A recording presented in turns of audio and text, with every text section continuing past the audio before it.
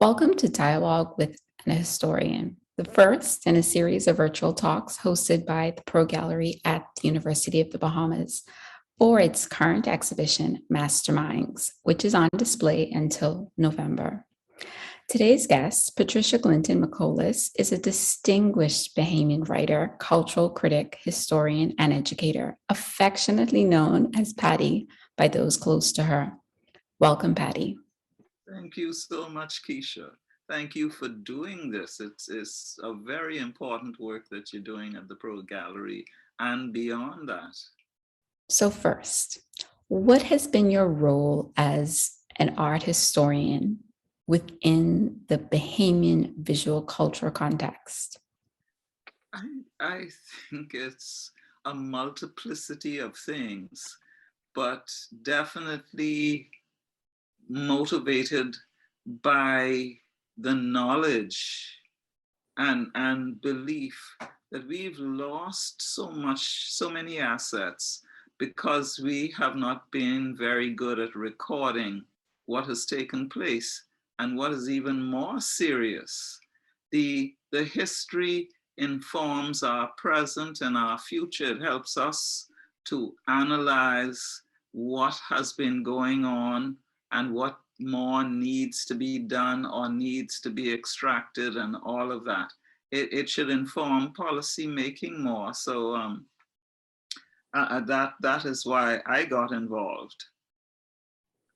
Um, I I think I must mention I always enjoyed art.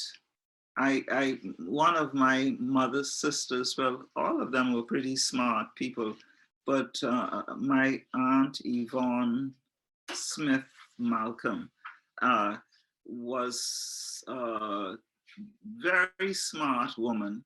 She won prizes in school. And I remember it was always books, which was a smart thing for the people to give us prizes. She got one year, one of the books she received was on art, the Impressionists. And fell in love.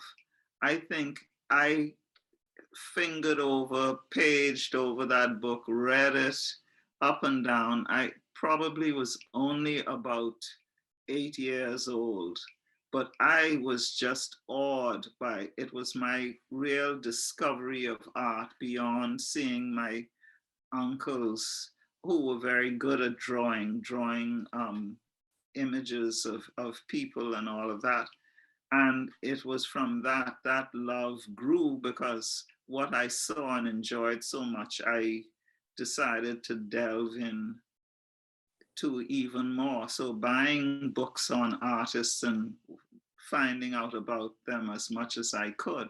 And of course, uh, uh, before the uh, 80s, I would say, there wasn't much going on for the display of art to ordinary people like myself.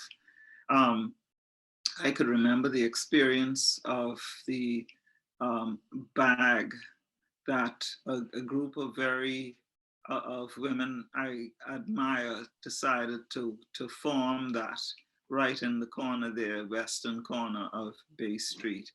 But I awakened to the need of art history through real Stan Burnside, I have to mention, when we were both on the faculty of the College of the Bahamas, University of the Bahamas now. When he invited me, he had a concern that he fully understood as an artist um, how important art is to whatever we do, who we are as a people. And he was in charge of the visual arts section at the college at the time. And I happened to chair the humanities at the time, what was then the humanities that evolved into the School of English Studies, for example, and communications and creative arts. And he said, you know, we have to do something about it. It was he who introduced me to people like John Beadle and Jolyon Smith, Clive Stewart, so many of them, Dion Benjamin, Nico Meicholas was at the time I met through that as well. Um, and when I saw, it was awesome what I saw in that space. And the space was so not appropriate. A small space to have all these artists packed in, a jumble of things. The facilities, the material supply was not what it ought to be. And Stan was quite passionate about helping all of these people to emerge. And from then, I always see myself riding on a charger to battle against inequity. And so I got involved in increasing supplies for art. In fact, creating spaces, units in that large room so that all of the artists there could have private spaces and so on.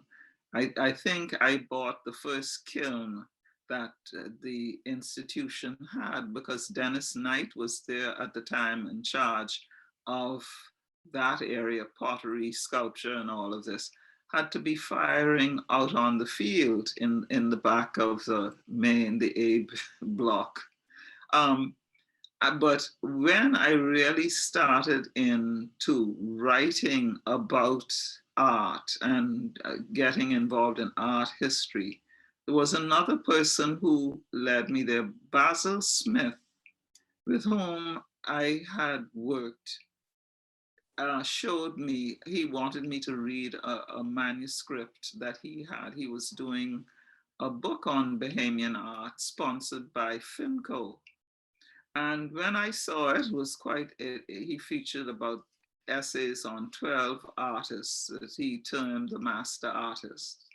And so with my experience from the College of the Bahamas, when I read it, I said to him, I should have been a lot more polite. I said to him, but you are missing so many of the important artists from this book. And I think I offended him. I didn't mean to. But he did not have people like a Beadle, for example, the whole range of them emerging from the 80s.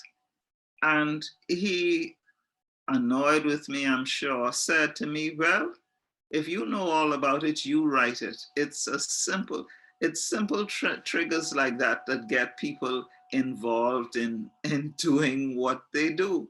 And so I took up the challenge and I wrote the sections. I think I probably wrote about 3/4 of the first comprehensive art book ever produced in this country. Bahamian art, I forget, where 1492 to 1992, something of that sort is the subheading. And that set off, my first thing was to write about what I came to call the generation of the 80s, and to write about all of those people, because I figured the Bahamas had to know about these people, the genius that we had and we were not appreciating as we ought. And that was the beginning of it all. And I'm so glad I accomplished that. I continued to write, and it was recognized, where several of the major artists would have me as curator to write the curatorial pieces for their exhibitions. As a result, when, for example, the Beadle Burnside exhibition to the Sao Paulo biennial in South America, in Brazil. When that happened, they invited me to write the curatorial piece for the huge booklet that was the book that was put out, featuring the collections that came from all over to that biennial. I also wrote curatorial pieces again for the Burnsides. For so many of the artists, they would invite me along to talk to me, to show me their latest works and all of that. And I was caught. I figured it was something so very necessary. And of course, you have to, something that you are doing now with the Pro Gallery, looking backwards, that was something that was very much needed. And so my interest was also in making comparisons, because it's also important to establish things, especially national things, in an international context. But for example, your Masterminds, I was so pleased to see that you're doing that, because so many people were being forgotten or had been forgotten, like a Homer Williams. And this is very wrong of us, because these are all of these people who engaged at the time he was. I remember one of my aunties owned two of his paintings. But people, how many people today would recognize the name of Homer Williams and the Don Russell, for example, who was himself a teacher, who was an artist producing works and was also teaching others, but all forgotten because swept under the table, the huge block of our love affair with money and tourism and that kind of thing, discounting the very subjects that underlie, that create readiness in a people to be a people and a people to excel. But we don't realize that undergirding that is art, culture, and history. And that is why I have turned a lot to analytical writing, analytical essay writing. It has come to be recognized because I have been invited to join in huge international publications and all of that. And I'm proud to do that. It's very difficult because I am somebody, I gotta earn my living, and to take the time to do the research and the quality of writing you want to have exposed to globally about your country, that takes a lot of effort. But there you have it. That's where I am. And there are things of the heart that I don't do any really much of the curatorial stuff anymore. I used to go to all the exhibitions and write and write and write. But when I could remember being very ill when the major 2010 Haitian earthquake took place. I was lying on a sofa in front of a television set when it all came, American TV, all with the images and all that. I wept. Chantal Bethel, who is an artist I much admire with a Haitian heritage, long living in the Bahamas, it's exposed, educated in Belgium and places like that, a very fine artist, took up the subject, her outpouring of feelings about what had happened in Haiti. She invited me to write a curatorial piece, and what a gift that was to me to be exposed to the work that poured out of her about that incident and my feeling, I wrote a poem about it, which she in turn produced, put on canvas in her particular style and all of this. But it was a wonderful collaboration, and I'm blessed to have been involved in it. And that's the kind of work that more needs to be done. Bring art out of the just collecting for the sake of collecting sphere, and get people more, especially more of the younger generation, the decision makers, realizing how much art is a necessary underpinning for the economy that we concern ourselves so much about, and the formation of people, because people underpin everything. The success of the country is dependent on people who are sensitive to these issues, who are analytical, who remember, who see the value in history as a source of enlightenment, for example.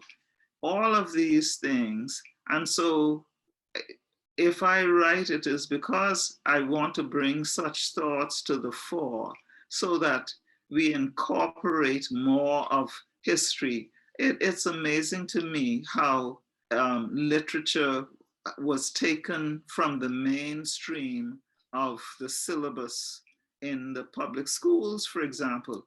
If anything we need is that, literature and art, to create a people who are sensitive, who see the value of other people, and joining in brotherhood, linking with other people beneficially, and in a way that the whole nation, the world benefits from that kind of linking. Um, and so these are major concerns for me. It's inspiring to realize your passion for the shaping of Bahamian art through scholarship. Now, you mentioned in the 80s, you worked alongside Stan Burnside in helping to support the arts program at the then College of the Bahamas. How would you describe the Bahamas creative community or art scene in the 80s and 90s, including not only visual arts, but literary, performing, and other creative practices? Well, the thing is, I have to start. I wouldn't have known about it directly, but there was, I learned from history, a great exhibition in, I think it was 1960. Uh, Somebody with a very Nordic sounding name was behind it. I don't have the details, but there was people, there came people like Telsine Turner Roll out of quite a number of persons out of the government high school. Um, I could remember Telsine coming back from university and actually taught me for a while when I was a student at GHS. And she was writing, an excellent writer. And Pat Ramming, for example, had begun to write. All of these people had gone in a flood to universities abroad, for example. And I suppose they got to see and appreciate, as I did later on in going to university, what nation is all about and what role we should be playing in promulgating or sustaining or progressing the nation. And so you had Susan Wallace, who taught me when I was in junior school, lovely lady, who continues to write, I believe. So you had a Marcella Taylor and all of these people writing on different subjects, poets, um, novelists and a whole range of people. Then an extraordinary, in doing the research for the art book, I noticed an extraordinary thing. You had these people in the public schools, like I have to mention Sandra Illingworth, who is um, the late Sandra Illingworth, someone I admired greatly because she was so modest, but she contributed so much to art in this country as a teacher at A.F. Adderley. You'd find people like Beadle Stewart uh, Smith were exposed to Sandra. There were others in other schools teaching art and all of this. And all of a sudden, there was this outpouring of art from the schools. Um, you also have to think in terms of the Junkanoo groups that were very important to as outlets for people with the art impulse. I remember being a Chippingham person, and my male cousins were all engaged in Junkanoo. In fact, they were part of a group that came to be called the Vikings, who were the first people to really, I mean, blow art, Junkanoo art out of the water. And so there were these outlets in the schools, in Junkanoo, for example, that permitted this kind of thing. You know, but the 80s, when these things, so many things came together and came to maturity, you began to see development of groups. We can't forget Opus, because the young artists themselves realized the need, the power you can exert if you band together. So Opus 5, 6, 7, whatever, the names you would recognize and all this, they were powered a lot of what happened in the 80s and 90s. And then when these people got a chance to go abroad to art and design schools abroad, good ones too, accepted their portfolios and all this, you had a further flourishing. Then you had the development of, Brent Malone has to be mentioned for the number of galleries he started up that gave an outlet to Bahamian artists. He was very, very much involved in the flourishing of art in the modern period as an artist himself, who was fearless in taking on all kinds of art. I knew all of these people I had the good fortune to interact with. And I knew about how Brent would go off summers and learn new things, etching, for example. He was a really well-developed artist. He was unafraid to change styles, to explore other cultures, his own, for example. He was one who had done regatta paintings and that kind of thing, Junkanoo, a gamut of things, portraiture, and really wide expanse of things. Then you had the realization of people like the Burnside brothers, Stan and Jackson Burnside, who explored Max Taylor, the Afro-Bahamian experience, for example, and privileged that heritage in a most wonderful way. Stan is probably the finest colorist that this country has ever produced. God only knows. God must help him mix his colors because they're really fantastic. He did a series of very tiny paintings a couple of years back that were just like jewels, fantastic work.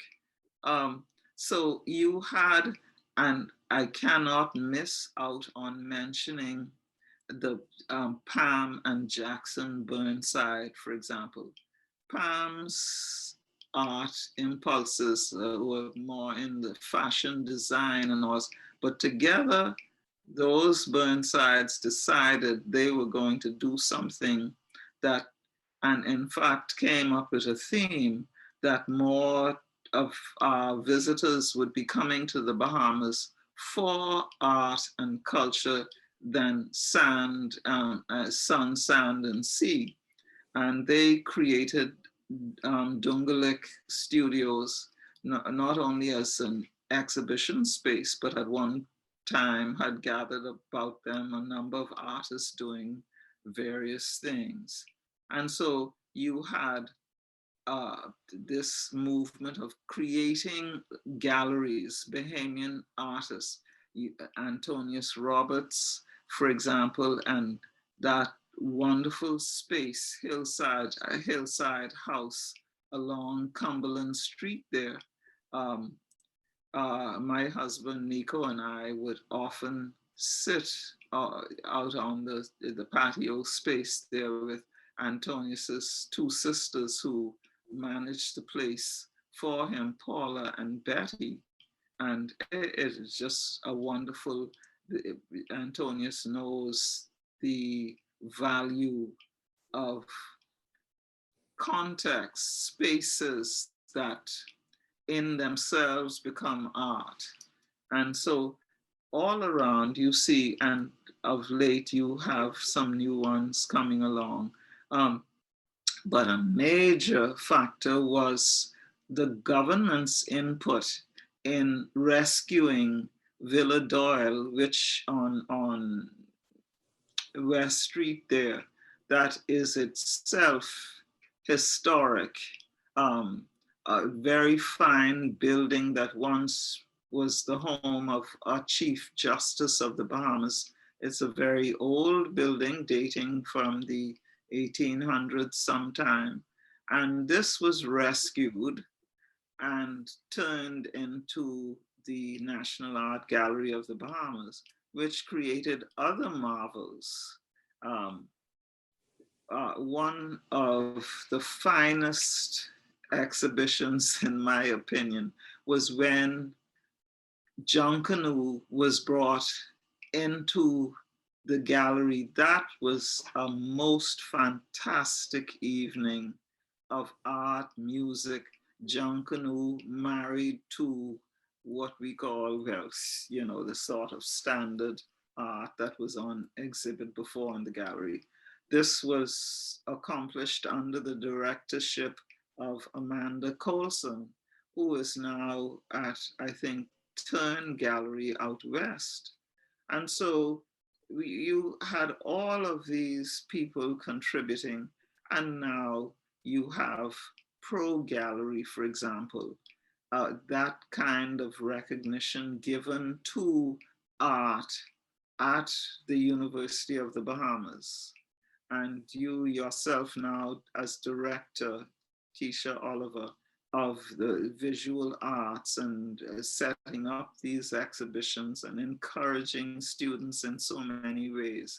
All of those things I deeply appreciate, and I talk about them because to let people know, we have to consider context and we have to consider unity, people bringing various skills to the process, not just so people can buy things that will look pretty on their walls or will appreciate in price in later years. It's sort of a monetary investment, but as what, to be conscious of how vital art and history and culture are to the vitality of the country and our ability to support themselves and to survive as a nation.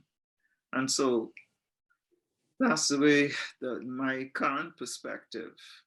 Thank you for sharing your memories of the Burnside brothers, Brent Malone, Antonius Roberts, and their contributions, along with so many others, are really important to artistic production of the 80s and 90s. But which artists, which Bahamian artists of that time would you say really helped bring Bahamian art to the international circuit? There were so many. You had a Rolf Harris who looked at the loyalist experience, for example. A lot of his, I, many people, probably Bahamians, don't know about his work because I think he sold very readily, and it was focused on a lot that I have seen on the loyalist period. Well, you take an Alton Lowe, for example, who sold extremely well, would have a single exhibition every year. He definitely was an Aberconian who was focused on the development of Abaco, which really started in the Loyalist period when the Americans who at the time of the American Revolution, um, who were loyal to the British Crown or had fought along with the British, who had to be who were exiled from the States, and the British had to resettle. A good majority of them came to the Bahamas, and that Abaco, that is prominent in Abaco heritage, and Low focused on that, I would say almost exclusively, if not exclusively. Um, like I said, you cannot avoid talking about the Burnsides, you know. um, I'd like to mention Amos Ferguson, for example, came out of left field. People used to look, and Bahamians can, you really have to learn how to be sensitive because people missed out on big time with Amos. The art impulse in him was so great. He'd paint on anything. Bottles he picked up on cardboard, on tins, his house, his property, everything uh, spoke to his soul. And a lot of it was very religious. But it took people from outside, Americans, to come along and say, ooh, because that was when outsider art was flourishing. And to come along and discover one such in the Bahamas, Amos was really the first to really go international. You His work exists in so many places, and there's still a gallery that I think focuses exclusively on his art. And so we have to pay tribute to Amos. But by the same token, as you and I have discussed, we can't forget the people like Horace Wright, who was a peripatetic art teacher. He was the only art teacher in the public system, having to go around from island to island and all this. Much the same experience of Timothy Gibson, who was a musician. He took care of the music aspect, and the existence of the Chelsea pottery. You had Jackson Burnside, I'm told, as a boy who was there for a while, but Max Taylor, Carl Ramming, so many, Brent Malone, all had that Chelsea pottery experience. So all of that was fuel for the furnace that now burns in Bahamian art. How could I forget Eddie Minnis? Eddie Minnis and his daughters, son-in-law, their works certainly have taken Bahamian art internationally. Um, uh, there are a good few others. It's amazing the Bahamian art you will find in important collections. So, my last question for you. Looking at the Masterminds exhibition that showcases a group of works dating from the 80s and 90s from the University of the Bahamas' permanent collection, including artists like Maxwell Taylor and his theme of migration, Antonius Roberts, who looks at nationalism in giving a glance at the Royal Bahamas Defense Force, Dave Smith's Postcard Paradise, Kendall Hanna's Abstraction, Amos Ferguson's folk art and being considered an outsider, Ricardo Knowles' documentation of the landscape, and lastly, Brent Malone's celebration of cultural traditions like the regattas.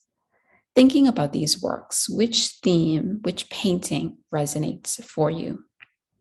This is easy for me because it's miraculous, the choice that you have made, the choices you have made, because they, all of them, that particular collection, when I saw it, I said, yeah, they all, in fact, every one of them, I would equate to, they are historians.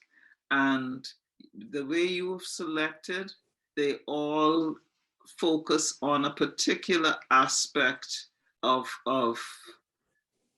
memory, of preservation, all of these things from different angles. The Antonius's, Roberts of the Defense Force officers in their crisp whites marching along. I cannot help, because I've written on the subject, poetry and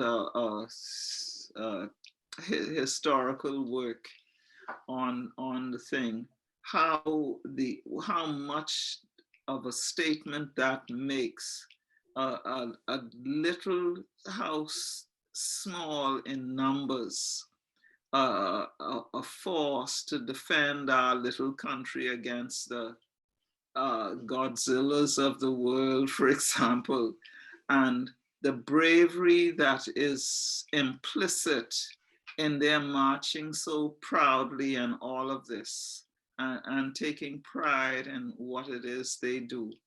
The regatta thing of Brent Malone, that's a part of the soul of the people, the recognition that water is everything to us.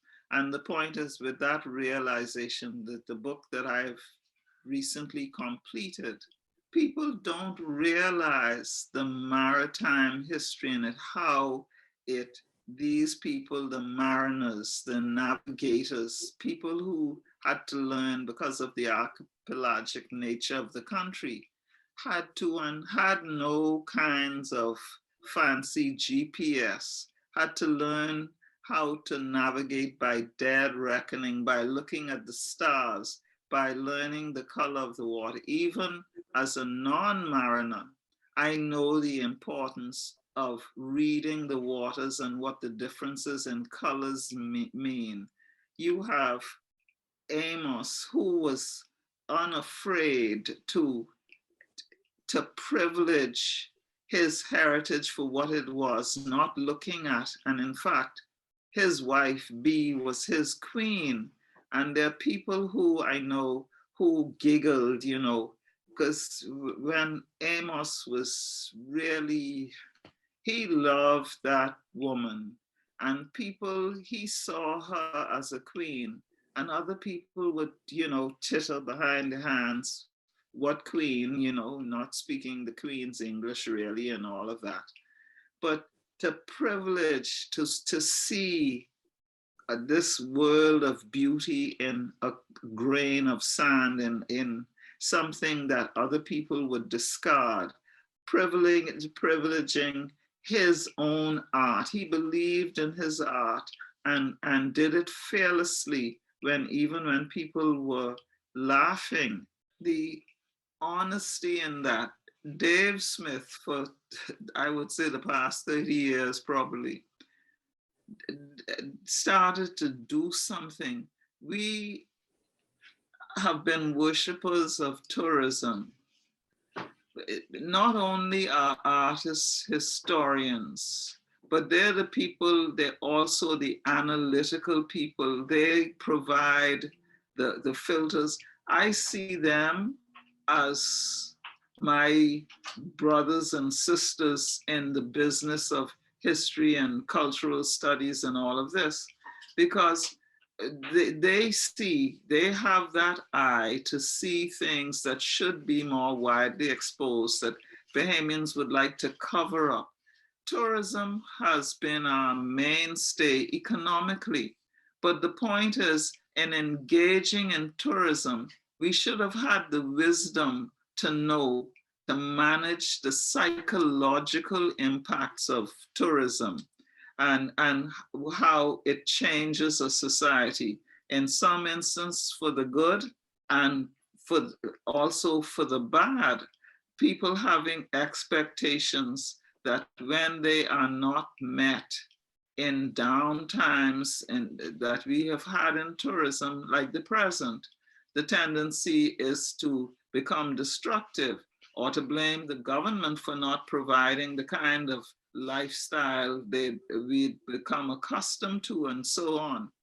And so Dave Smith has done these wonderful juxtapositions of the glitter of tourism against the life in the inner cities and the kinds of things that are not as positive as we would, I put it mildly in saying it in that way. And so his work is another filter that we needed to have. In the 90s, you saw more of this sociological perspective, for example, an honest look at that other side of the Bahamas beyond nice pictures to hang on the wall. But mind you, let me stop here. We also went so far in that direction as we started to look down on artists who produce the pretty pictures. That's nonsense. It's all art. And if it's well rendered, it's something good that we should also celebrate. But we did need to bring up the political perspectives, the sociological perspectives, the rights and the wrongs and all of this, because when they help us to see ourselves more clearly, more chances to right the ship of nation, for example. The landscapes, I'm into the landscapes too, because driving out yesterday, there were incredible blues in the water.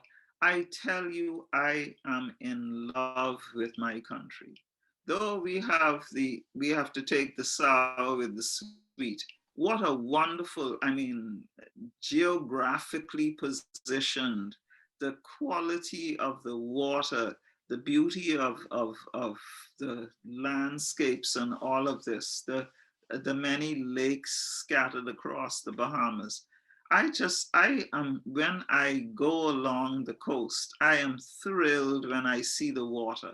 When I travel out, and I know when the Bahamas ends by the water changing. When I'm coming home, my heart delights when I see the right colors and I know, yeah, I'm home, even if it's up in the air. And so the landscape artists are also very important. I think you have put together a very, very telling and thoughtful exhibition of the Masterminds. Thank you so much, Patty, for that. It is really important to appreciate these figures and their works, particularly given their journey as pioneers of Bahamian modernism. We all should take pride in being able to reflect on their works as a historical moment that became a bridge for contemporary Bahamian art. Any last words from you, Patty? Discussions such as these lighten my life, it's a wonderful part of my life. So I thank you for inviting me to this discussion. And all I can say is more power to you, because I see you continuing this process in a marvelous way. So more power to you. Thank you, Patty, for sharing with us today. And thank you for those who are watching.